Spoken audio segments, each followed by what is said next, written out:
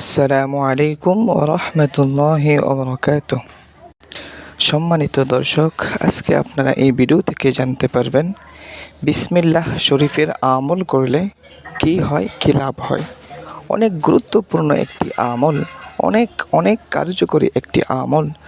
যদি আপনি সম্পূর্ণ ভিডিওটুকু দেখতে পারেন, সেই অনুপাতে আমল করতে পারবেন, তাহলে আপনার অনেক উপকৃত হবেন। তাহলে আসুন আমরা জেনে নেই এই আমলটি কীভাবে করতে হয়, তারপরে জানবো এই আমলটি করলে কী লাভ হয়।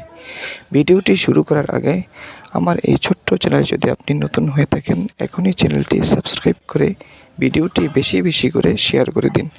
তাহলে আসুন আমরা জেনে নিই কীভাবে বিসমিল্লাহ শরীফের খতমটি করতে হয়।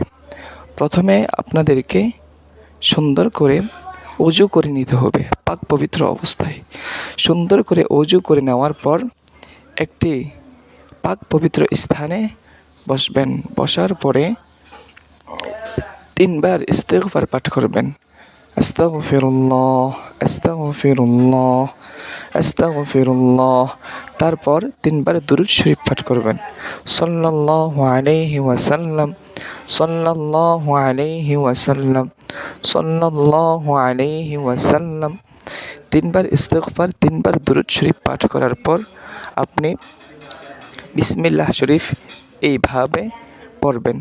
বিসমিল্লাহির রহমানির রহিম, বিসমিল্লাহির রহমানির রহিম, বিসমিল্লাহির রহমানির রহিম।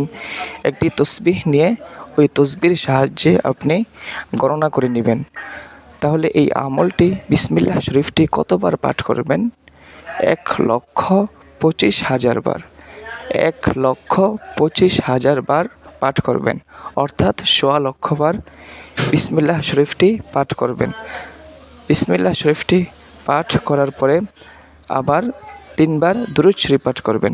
সাল্লাল্লাহু আলাইহি ওয়াসাল্লাম, সাল্লাল্লাহু আলাইহি ওয়াসাল্লাম, সাল্লাল্লাহু আলাইহি ওয়াসাল্লাম।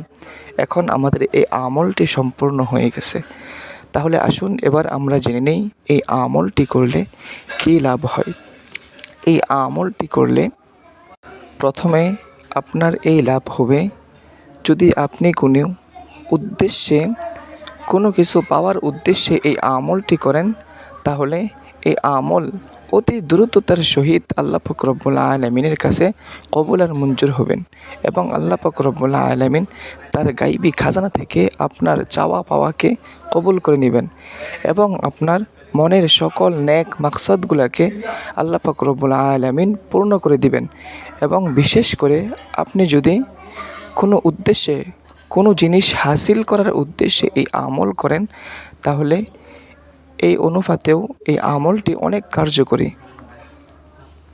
আপনি চেষ্টা করবেন এই আমলটি এক জায়গায় বসে একেবারে আমলটি শেষ করার জন্যে। যদি না পারেন, তাহলে প্রতিদিন একটি সময় বাছাই করে নেবেন। ওই সময় আপনি পাক পবিত্র অবস্থায় পাক পবিত্র হয়ে সুন্দরভাবে অজু করে ওই জায়গায় বসে এই আমলটি আপনি ধীরে সুস্থিরে আস্তে আস্তে করবেন। যদি আপনি ইচ্ছা করেন, তাহলে অন্য মানুষকে দিয়েও এই আমলটি করাতে পারেন।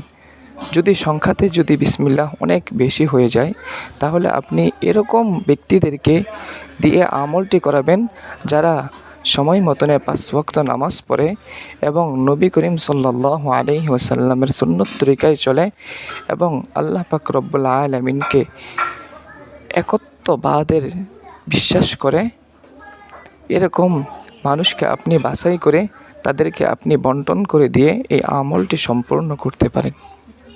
আজকের ভিডিও এই পর্যন্তই। যদি ভিডিওটি দেখে ভালো লেগে থাকে, তাহলে এখনই চ্যানেলটি সাবস্ক্রাইব করুন এবং ভিডিওটি বেশি করে শেয়ার করে দিন। আপনাদের কাছে বিদায় নিচ্ছি। আসসালামু আলাইকুম ওয়া রাহমাতুল্লাহি ওয়া বারাকাতুহু।